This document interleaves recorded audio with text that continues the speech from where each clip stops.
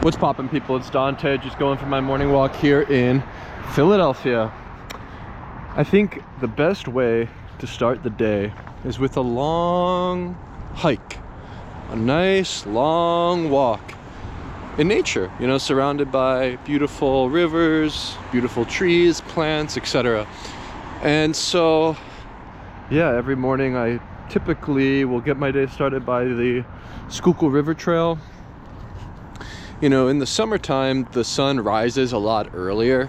So even if I have work during the day, I can get out here and do this walk before work even begins. But with the lack of sunlight in the early mornings, around 5 to 6 a.m., yeah, I resort to doing this walk a little bit later in the day.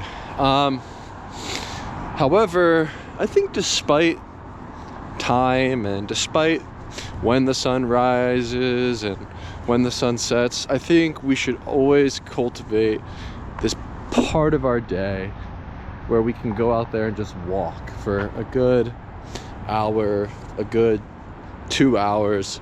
You know, something about walking, yeah, I believe is intrinsic within the way that a human being is designed, with our obvious 2 legs, 2 feet, and tall spine. Yeah, we have been designed to walk and stand and move. And as a man, I only feel good, and I only feel like I'm having, you know, like the only life worth living is a life full of vitality as a man, like full of power, full of purpose meaning to move forward, onward. You know, there's something about movement and, you know, the dynamics of a city and life that fuel me with this feeling of vitality. Yeah, all energy originates from the power of the sun. So staying out in the sun, being out of the cave, and basking in the glory of the light, yeah, it's where I get all my power from. Yeah, it's from the sun. You know, just like plants undergoing photosynthesis, humans too are a part of this process, or undergo this like sort of similar process of photosynthesis. And when you consider ecology and biology and the different ways in which plants interact with sunlight and animals consuming plants, you know, herbivores like cows are, you know, that's my favorite animal, and it consumes, you know, the plants. And then, you know, being the carnivore, carno meaning flesh, you know, I devour the flesh, carnivore, to devour the flesh, you know, the flesh of the animal. There's this cycle on the biological level that I recognize, which fuels me as a human and gives me the energy to carry out my days.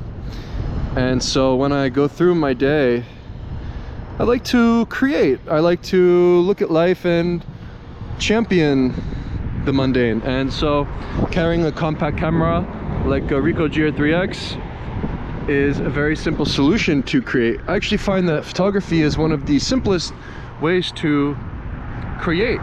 And yeah, maybe through the act of creation, we fuel ourselves with this godlike sensation, you know, similar to God creating the universe, right? Where we can give birth to a new world, you know. And yeah, through allowing the light to emanate through our camera lens and touch our sensors, yeah, we can create upon this world like a canvas.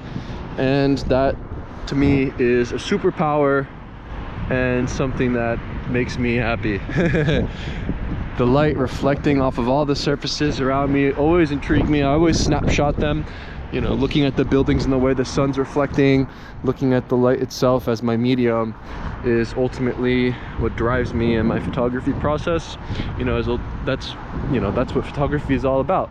You know, creating with light, wielding the light. The power of the sun fuels me with might. And through that power and through the physical motion of my body, embracing chaos headfirst with courage, courage meaning heart, I can then see clearly, you know, because if I'm in the world and I have brain fog, if I'm walking and I feel like, oh, my tummy's upset and I can't move, or you know, I feel depressed, it's going to be difficult to create. You know, I find that in order to create, one must be in a joyous state. I think that is our duty as photographers. And when I consider photographing from the heart through our courage, you know, perhaps our eyes are merely secondary. And so in order to cultivate this feeling of curiosity, one must be physically strong, and to be physically strong will result in more powerful photographs. For power and increasing it each and every day should be at the forefront in order to reach our end goal of curiosity. Trains are moving, cars are moving, everything is in flux, everything is changing, and the streets are dynamic. You know, the details are beautiful. You know, I don't know why I photograph certain things, but when I see something moving, let's just say that catches my eye, and yeah, maybe I approach the world and the street like a hunter. And one of the practical ways that I approach this lifestyle of hunting and walking all day as a photographer is by remaining in a fasted state and not having any food digesting in my stomach. Yeah, that is what keeps me laser focused to actually go out there and recognize all of these patterns in nature and human behavior and photograph those fleeting moments that come and go. So yeah, in order to remain laser focused, a practical idea is to stop eating food during the day and simulate what it's like to be on a hunt, and feast on meat in the evening. You know, one of the fun things that I like to do is I don't reward myself with food until I cull through my photos and back them up. Is Dante the most hardcore photographer? Yes. This is actually a really beautiful scene here. The river is frozen. Yeah, the river is frozen. Yeah, it's taken a while actually to freeze over, but yeah, today it's frozen. This is beautiful. Try to make some photos from above, looking down below. As much as we see and perceive from our vision, from our eyes on our head, and we're looking forward, yeah, I think we should look down. I think we should look up. I think that we should use our head and rotate it around 360 degrees. You know, that's why I love these views from above, because I have this panopticon view of my surroundings and I can see over the horizon, and you know, I have this clear view. And I think as photographers, our perspective is very critical, and maybe in order to make more dynamic and interesting images, we should change our perspective. We should look from above down below. We should look from below up above. You know, the clouds are beautiful to photograph, and they become very painterly in the images I make. And I actually think that by looking at the world and all of its complexities, we can make more dynamic and interesting photographs. And so while I think about this idea of perspective, perhaps our thoughts are ultimately what determine our perspective, our perception of the world and of life in general. You know, if you're waking up in the morning and you're thinking a negative thought or feeling down and depressed and have this worldview that makes you feel like you're isolated and it's like you against the world, well, then you're going to go out there in the world and feel this way and see things this way, and the photograph you make will maybe reflect that idea. But when you're remaining in this joyous state and you're grateful in the morning, and you set your day up actually with gratitude as your ultimate, you know, morning perspective change, you know, going from that sleepy, groggy state to, wow, I'm so grateful to be up in the morning. I'm so grateful to have the ability to move. I'm so grateful for the sun that rises. And yeah, with that attitude of gratitude, you will be gifted with life's surprises. And man, is this river that is frozen intriguing. Honestly, I think that all of the small details is where we can find God. You know, they say the devil's in the details, but I think God is in the details. Just set your camera to program mode snap focus infinity and just point and shoot. The amount of times I photographed through this tunnel here amazes me. You know, I probably photographed this same scene like hundreds and hundreds of times, and I'll never make the same photograph twice because of the way that light casts upon the surfaces, and because of the river and the way that it's always moving and changing, because now it's frozen, and you know, that's something new. You know, every day is new. Every day is a blank slate. And when I wake up in the morning, I try to set my day up this way. You know, I try to return to day one like I'm a child again. And when I walk on this river trail, I remind myself how close the Wissahickon Forest is from here, which is about 5 miles. This is actually super slippery. Do some parkour. Probably dangerous. Let me not do that. It's really slippery. Yeah, I could fall to the left into the ice and freeze to death. But yeah, the Wissahickon Forest is about 5 miles up this trail, and if you keep walking you wind up there. And yeah, that's where I spent my youth, exploring in the forest on my own, you know, building teepees with sticks, sharpening spears, attempting to hunt deer, building bridges with stones, crossing streams, you know, exploring in the unknown. That's where I ultimately grew up as a child, is in the woods. You know, I was out there all the time, and you know, sometimes I'd play with friends, but most of the time I was alone.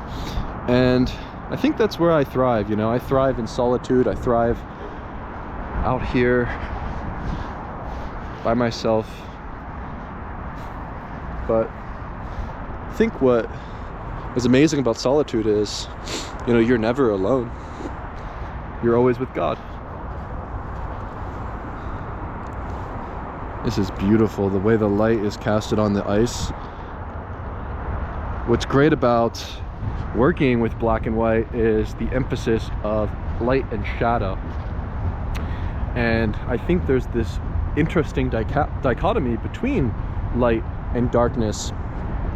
And perhaps when I think about this notion, I'm reminded of Plato's allegory of the cave, where prisoners are shackled to a wall inside the cave, looking at the shadows casted from a man who's using a fire to create shapes and images on the wall. And the reality of these prisoners are the shapes on the walls, you know, for they haven't left the cave and they haven't left the dark. But when you rise out of the cave, when you arrive at the surface and you embrace the light, you finally see reality for what it truthfully is. And when I think about the act of photography this way, it's interesting because while a photograph depicts reality for what it is, I think more so about how reality is altered through the use of a photograph or a camera, and how it's actually not the truth, right? Where a photographer making an image under the light becomes a pretty good lie about what reality actually is. And I think there is some power to that. And when I think about a photograph, ultimately it's this instant sketch of life, an instant sketch of light. And I remind myself of some of the earliest images ever created, such as those cave paintings of cattle that are on the walls inside of caves.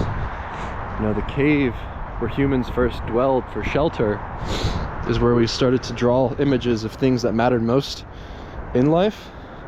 And it seemed that cattle was really important to us, as these are some of the first images ever created.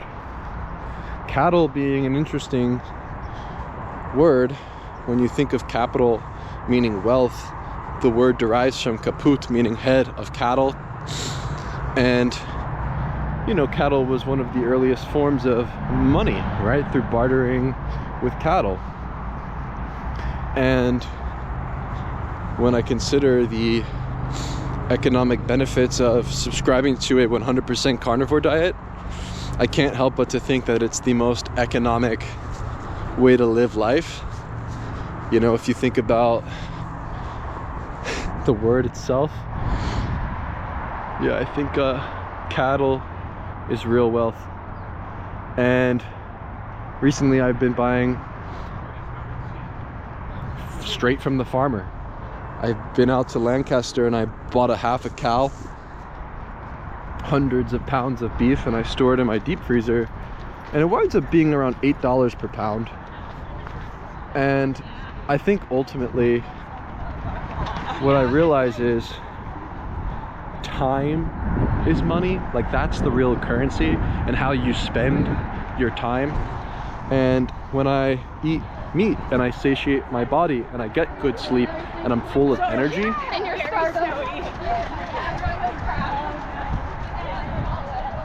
I don't need to consume throughout the day. You know, I go from being a consumer to a capitalist when I consume a 100% red meat carnivore diet, because I'm fueling my body with the nutrients it needs. And when I'm fueled with this abundance of energy and power, I no longer need to spend my time eating throughout the day.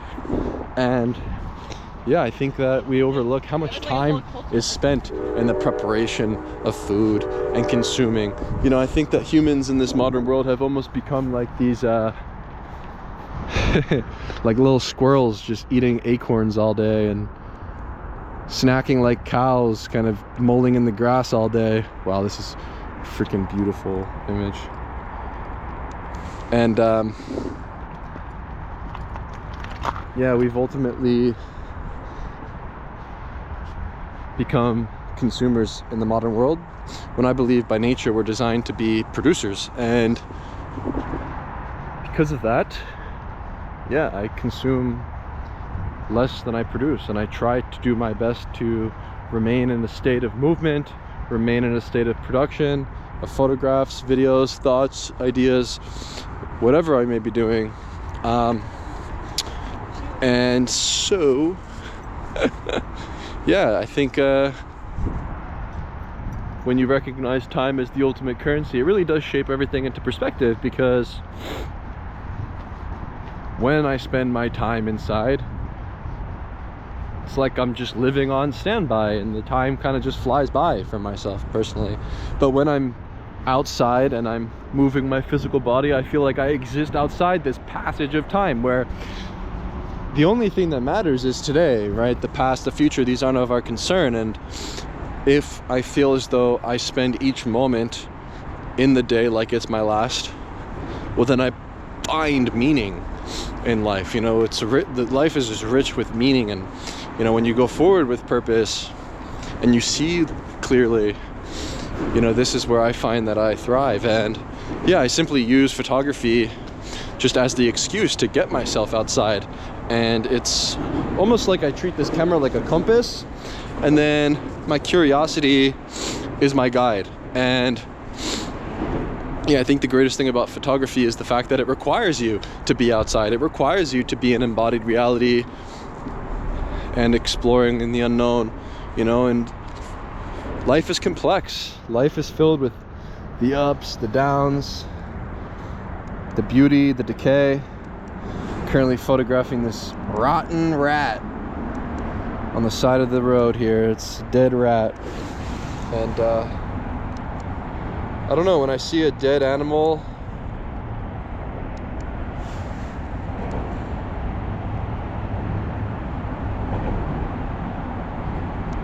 yeah, it reminds me that all is war. You know, it is a man kind of world that we live in. Violence, war, these things are inevitable in life. I think of the American military and how this is the only reason why I'm here right now. You know, I do believe that without the American military's power and strength positioned throughout the world with our naval forces, I mean, this empire could fall. And you know, empires do rise and fall. And yeah, perhaps recognizing power, recognizing strength as a virtuous thing is wise, because weakness yeah, maybe that leads to our demise. And so, yeah, I'm grateful for the strength of the United States. You know, you think of the symbol of America being the eagle. When an eagle hunts its prey, let's say a goat on a cliff, all it needs to do is just strategically swoop down and nudge that goat and watch as it topples down and hits the ground, and then feast on the flesh of the animal. You know, the eagle is very strategic in its approach to hunting its prey. An eagle can fly alone. An eagle is the apex predator in the sky. And as a human on the ground level without wings that can fly, well, how will you choose to live your everyday life, right? Will you be the lethal lion or the docile donkey? And so, yeah, I think it's up to you to decide, and it's the decisions that we make that ultimately determine this reality for ourselves, right? Where I can sit back and I can consume junk, and I can not only have metaphorical junk food like the news and the media, but also the physical junk like the candy and the sweets and all the bad things. And while we have the freedom of choice where I can move left and I can go right, if I fall into this river and make a left turn, I'll freeze to death. If I move to the right, well, there's a railroad there and I'll get rammed by a train and die in a tragic accident.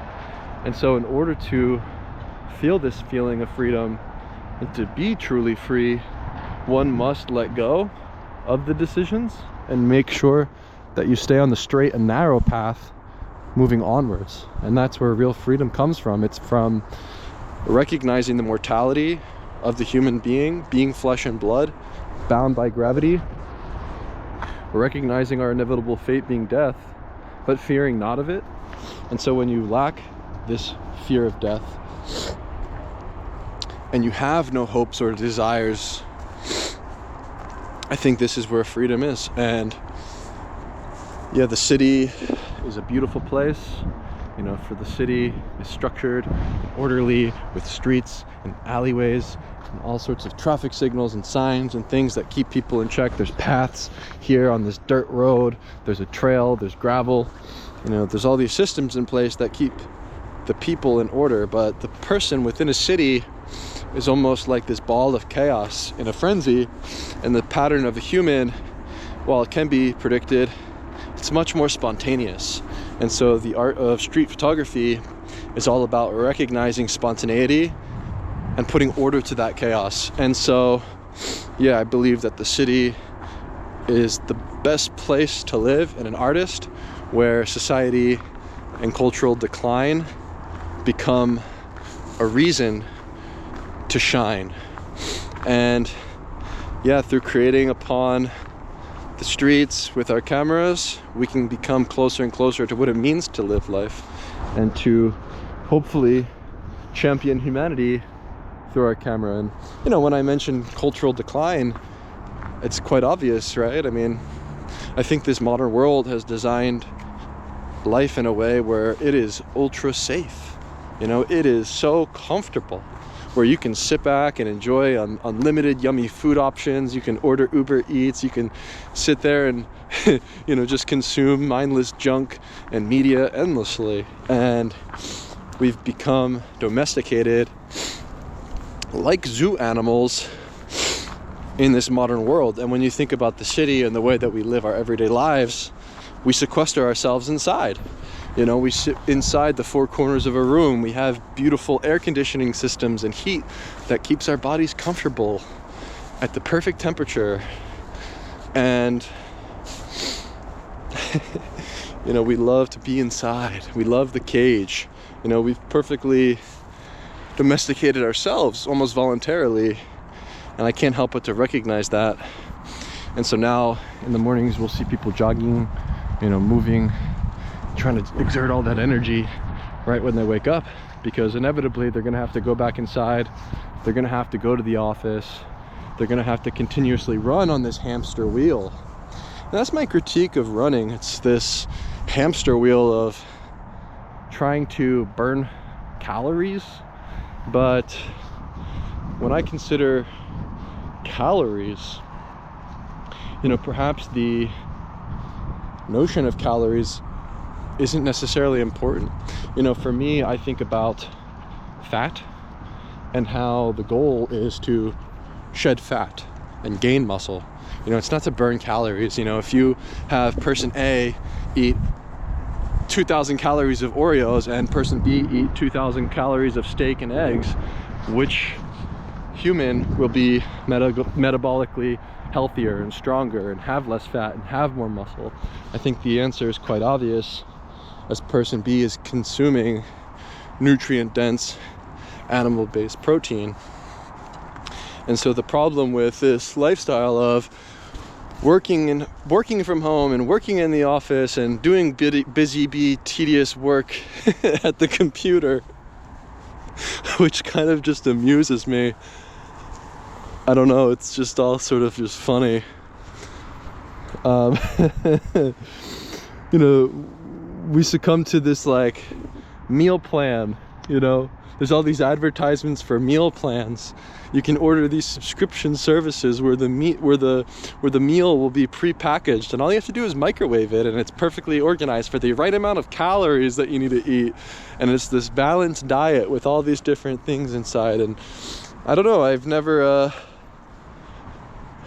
seen such strange advertisements in general than what's being promoted these days. It's kind of funny.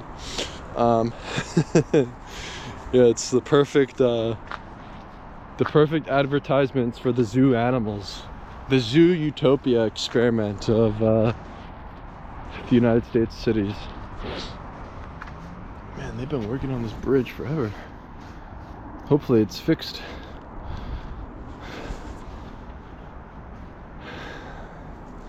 And so, yeah, every morning I love to march upwards behind the cliffside at the Philadelphia Museum of Art, because I can look out at the horizon. And when I look out at the horizon from an elevated view, it reminds me how open this world is, how much there is to do, to see, to explore. You know, it's a very uplifting feeling when you elevate your physical body. And so when you consider the soul, I believe that our body is a reflection of our soul. You know, you think of the soul being this internal thing, like the essence of what it means to be a human, how you feel. I believe the body is the soul. And if you consider it this way, how will you treat your body? Will you treat it poorly? You know, if you treat your body poorly, your soul will be poor.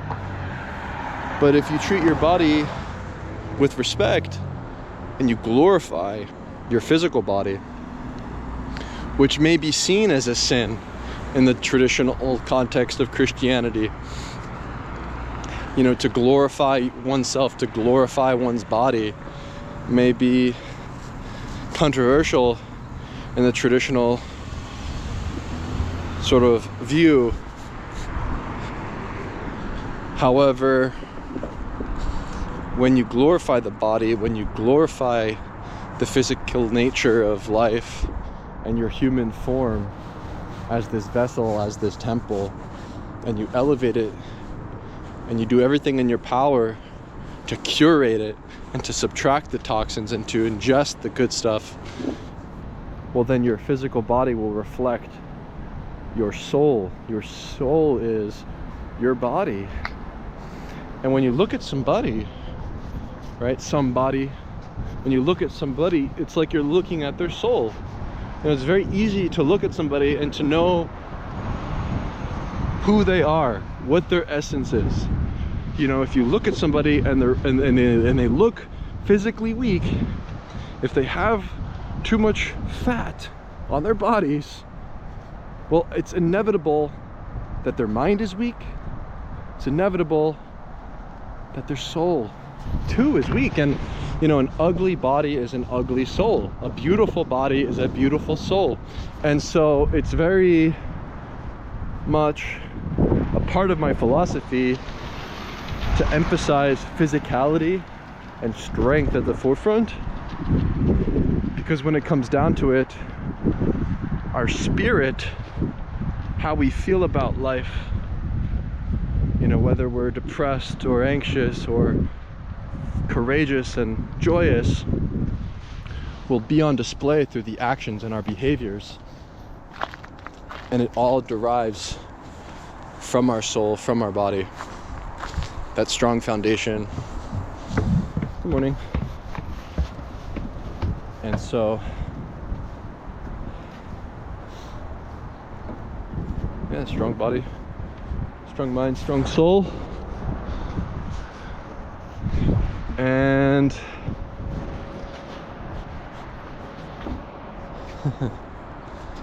yeah, these are just some morning thoughts.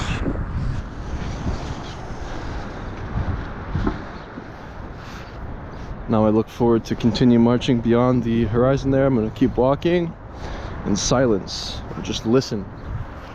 I think there's too much chatter in the city. Talk, talk, talk. Gossip, gossip, gossip. News, fear, fear, fear.